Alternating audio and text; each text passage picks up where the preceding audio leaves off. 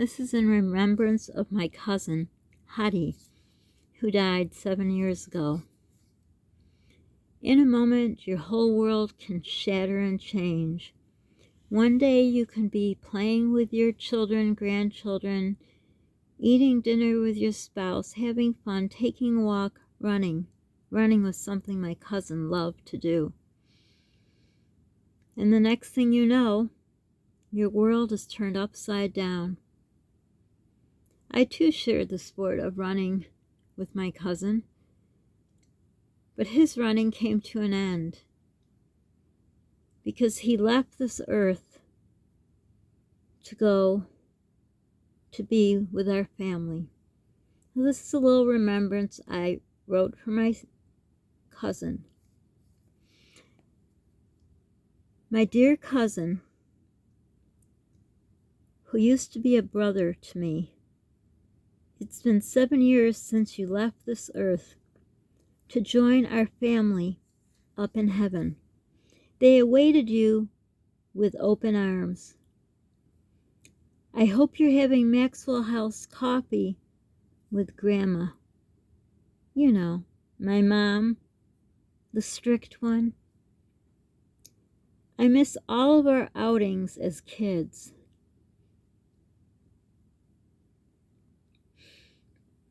When you always seemed to get me in trouble with my overprotective mom.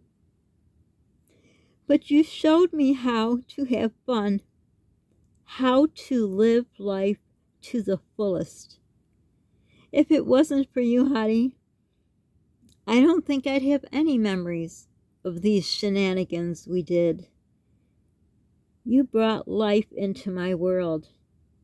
You took me from my overprotective world into the world of fun, excitement, and, oh, the trouble. But it was well worth it. You taught me how to face adversity. Can't say the word, but I'm sure you understand. I believe he was very good in English. He was a teacher. So you'll forgive me, I know. But you teach me to accept and handle adversity with humor and grace. Nothing was too hard to handle. Nothing was bigger than me. I remember when I was diagnosed with my heart problem, very young in my early 20s, I was devastated. Had little children. And of course, my mom called your mom her sister. And right away, who was there to be on the other end of the phone? You. My cousin, like a brother to me, a friend. Without you, I don't know how I would have got through these things in life.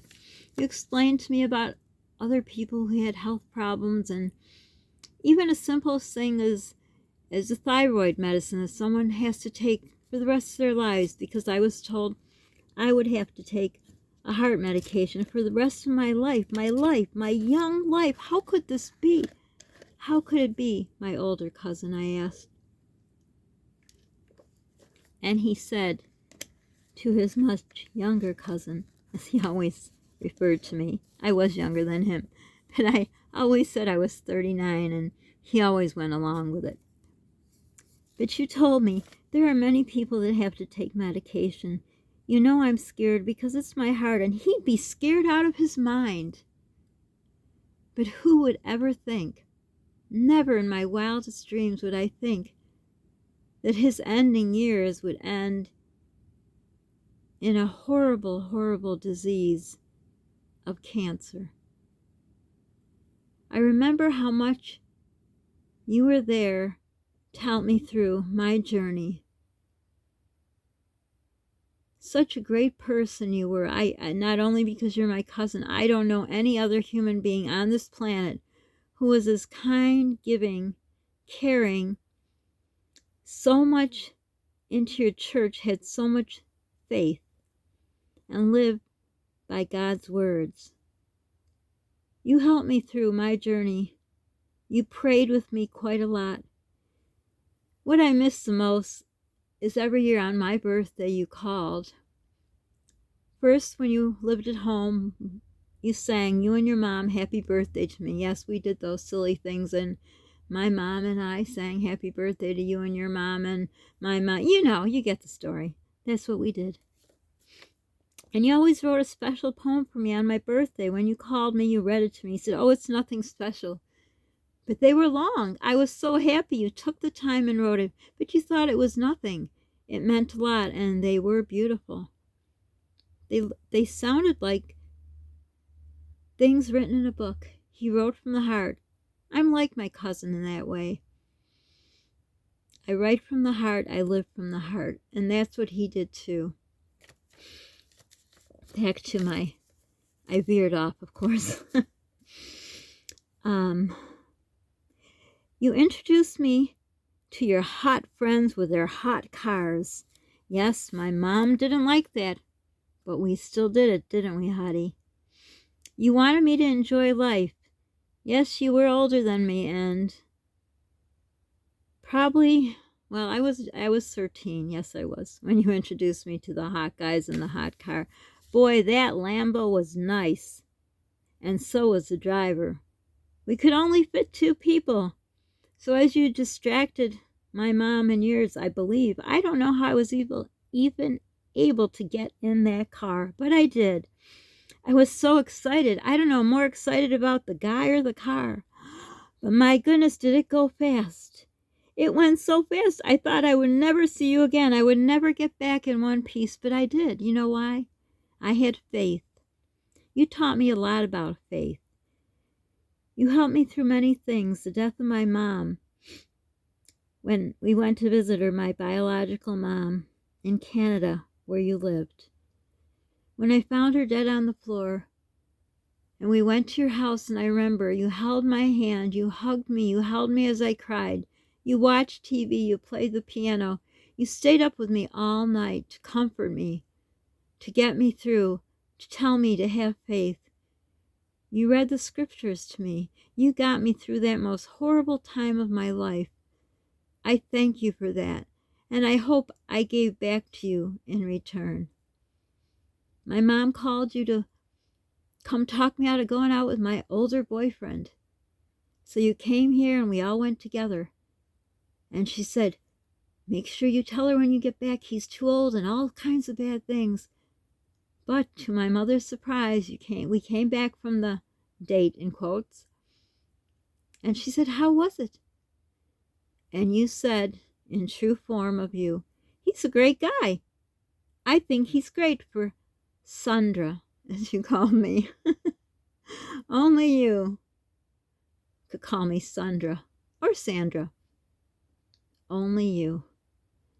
And my mom, all the color from her face just went out of it, and she turned pale, like, my gosh, you were supposed to tell her no. But you were a fair person. You said he was good. And he was for the time I was with him, until, well, I won't talk about that part. Nothing bad, but a certain someone, took him away from me. But for all it was worth, you were right. He was a good guy. And for the period of time I was with him, and I thank you for being honest and not just saying what my mom wanted to.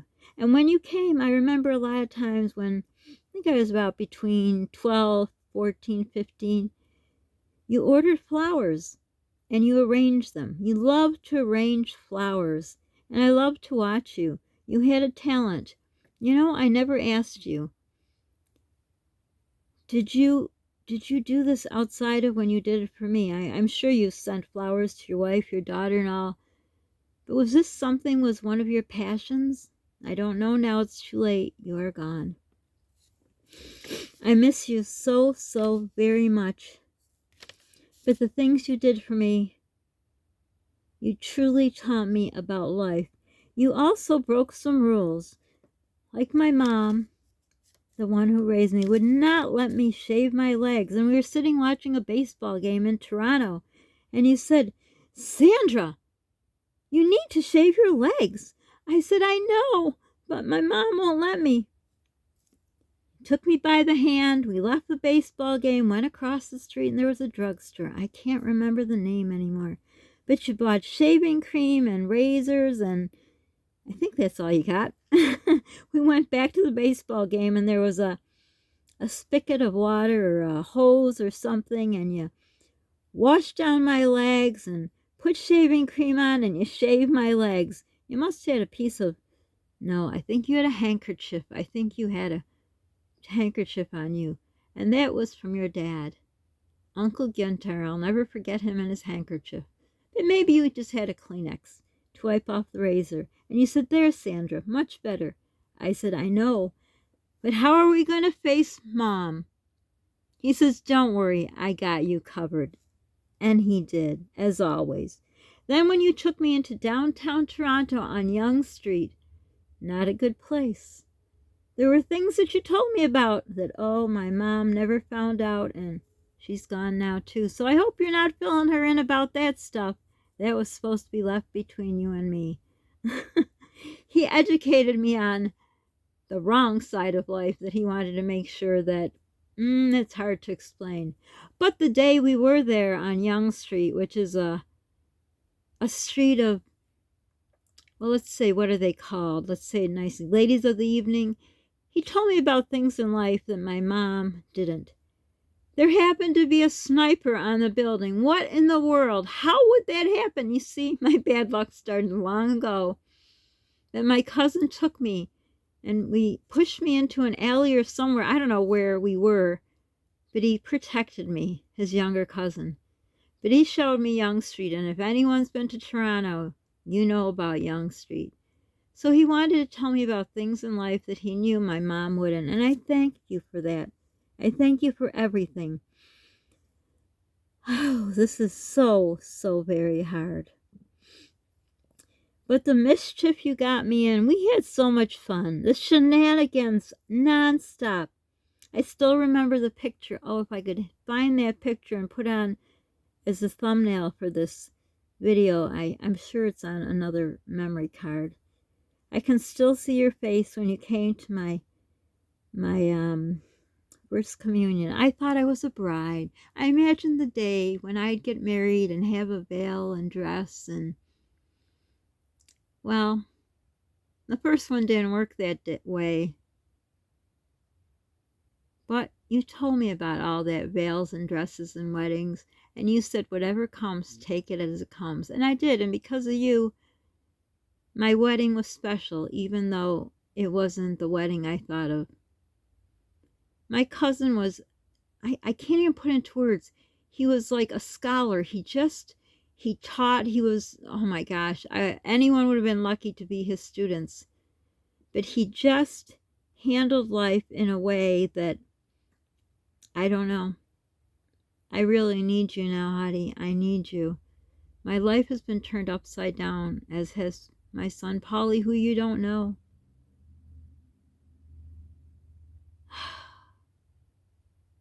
It's hard. It's very hard. Well, you did meet him, but I mean, you didn't get to know him. You took us out. He would come here later. We were both married, and he would come with the first marriage. You came to our house, and, we were together, and you spent the night. I remember when you first came with your first son, I had maybe 1 or 2 children. I don't remember. And you and your wife were going to church, and you said, could I watch your son? Well, of course I could. So you guys went to church. I said, go ahead and eat. Have a good time. It was so nice. So nice to have we called them cousins, the kids together. They were just babies. I remember your son was just barely sitting. I don't even think he was sitting. I think I had 2 kids then. I started young. He started later in life. But either way, we all had fun together. Then you started coming here later on in life, and you had your family and I had mine. And you'd always say, where do the kids want to go to eat? And we always seemed to go to, what's it called? I haven't been to a restaurant in forever, but I know you know that up in heaven. Drinking coffee, and I bet you're having the beer you like, eh? Bet you are. Olive Garden, my kids loved it, so you always would take us out for lunch first. And then I'd drop the kids off. You'd stop at home, If it was in the summer, you'd see my garden. You usually came at summer because you were a teacher. You'd look at my garden and be in such amazement. I remember when you were here once with your family, and I was making breakfast for you all. And he looked at me in amazement. I remember I was just cutting up mushrooms and washing them and everything. He said, Sandra, you do so much work. How can you do it with all these kids? We only have 3. How can you do it? At that time, I had 5. How in the world? And they didn't come much to here with their family. We went all the time because he was overwhelmed, he said, to bring everyone. But later on in life, when I was in my second marriage, he would come alone. And like I said, he'd take the kids and I out to eat. And then later in the evening, he'd pick me up and take me to my favorite restaurant, Red Lobster. No, he didn't pick me up. See, I have to get back to talking to him like I'm talking to you because I want you to know what a wonderful cousin I had. They broke the mold. So back to talking to you, my dear cousin.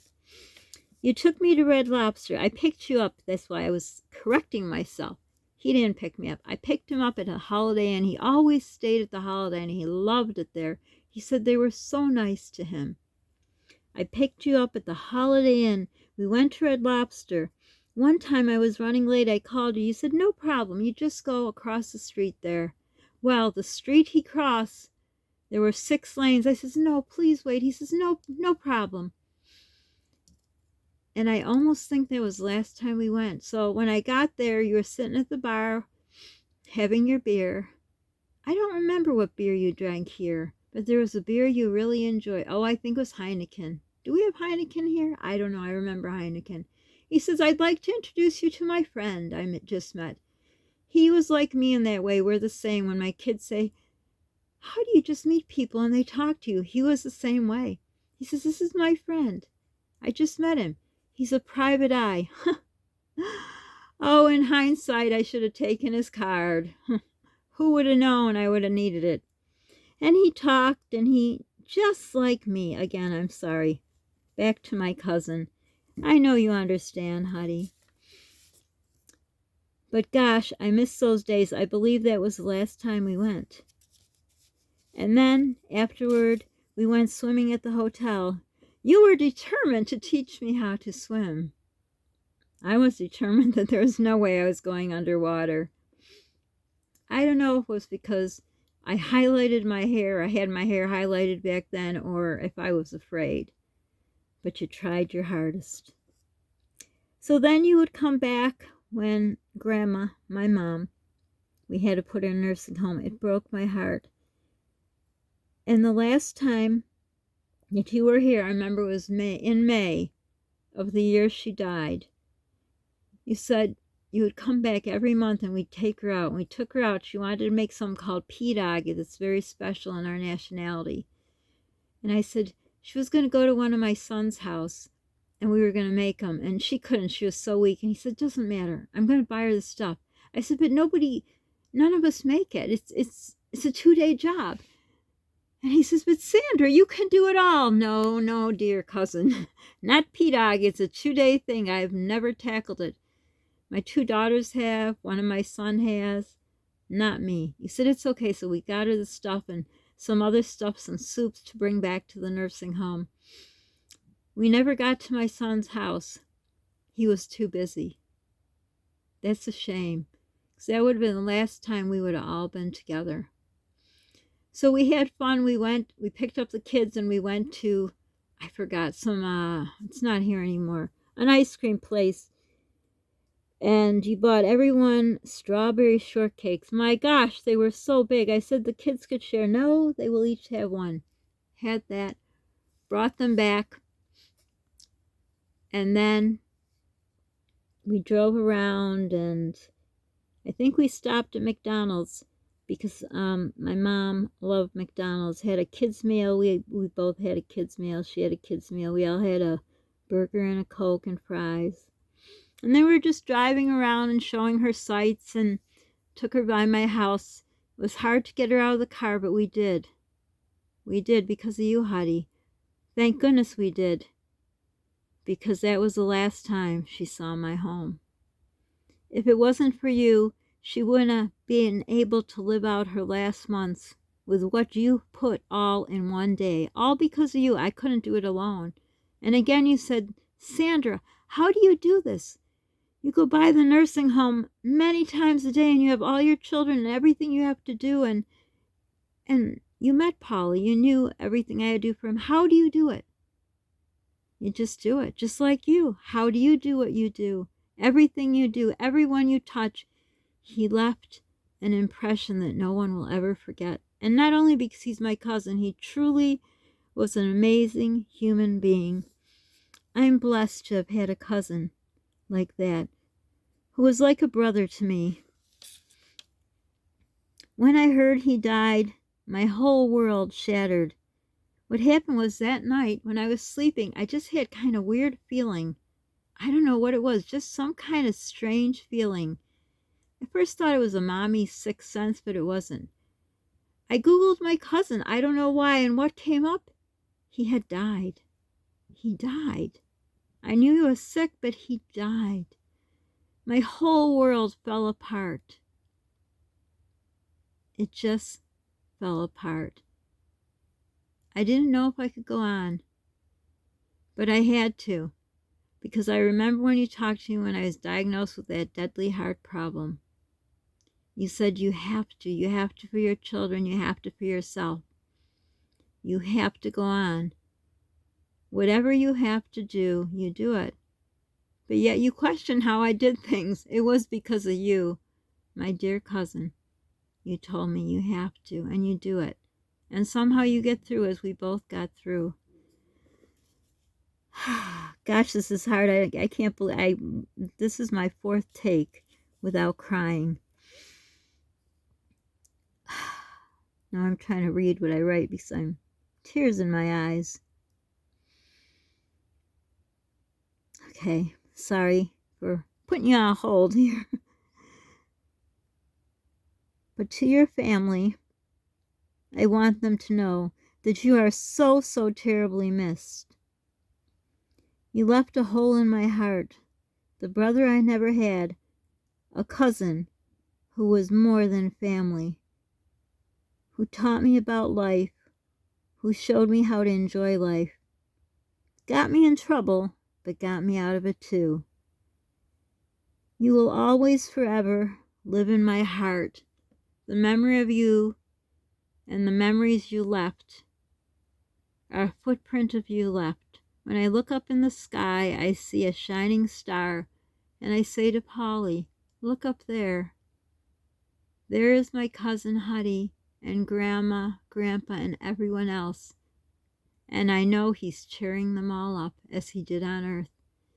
I miss you, my dear cousin, who was taken way too soon by pancreatic cancer. I hope you're all in heaven together, enjoying whatever is up there that we don't know about. But I'm sure if anyone's having a hard time, you will be there right at their side, giving them that hug, holding their hand. I miss you so much, and I wish you were here. But for now, goodbye, my dear cousin. Thank you, everyone, if you got this far. Bye for now.